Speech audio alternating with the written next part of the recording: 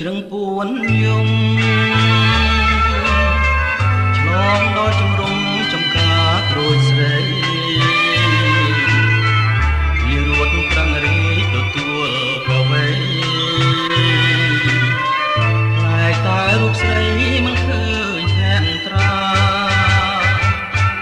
អូនដើរបែកក្រូចបងលួចមើលមុំចំការស្រីធំជាច្រើនហិតតា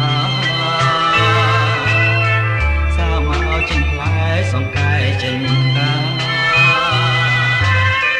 ដូចណាប់ចិន្តាឲ្យជួបកវី